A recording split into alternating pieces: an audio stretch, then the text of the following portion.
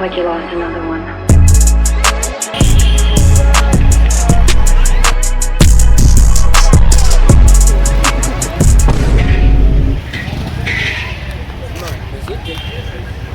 Simana, kumoni kugenda ukuntu mwana nagubiza Imana.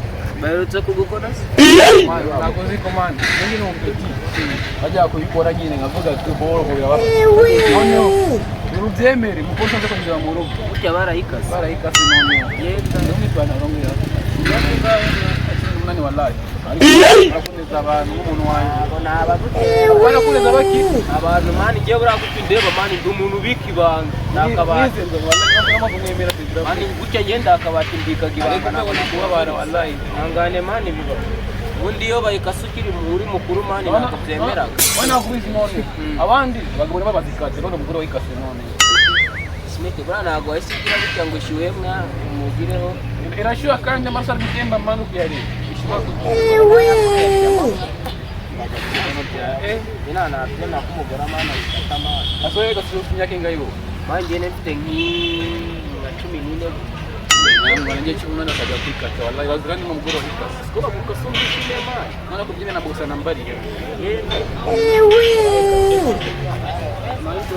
akamaze honda genda yiro gonda kubikira ibanga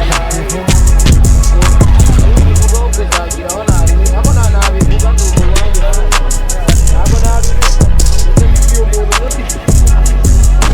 umuntu ngana kuriya myaka 18 yo mugiye bagakase mfite imyaka 3 mwana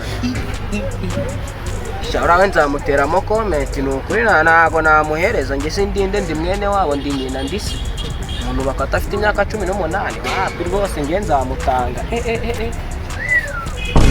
bro sorry man wazumvishe mwene gange ni taxi hapa bazo umuntu ufite imyaka 18 bakamusiramu aho yaragoswa agomba wallahi wallahi mutipa sangalisi nyinshi wallahi sangana jabanu bro dari kinzi nono mana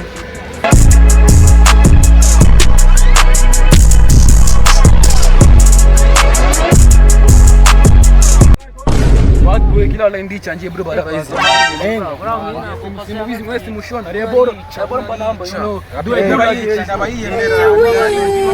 subizi uragenda kwemera umufana wawe ndabizi mbanya gasikwe mu misimbo yenda umufana wawe mani ndibaje barakupinga rebe yo kutura mani cyane boro wambaye kuri sandari kuri sandari pazo ndibakuvanga umuti wanga ngo rebe yo sandari mwumva umuntu basirama afite imyaka 18 fuck your way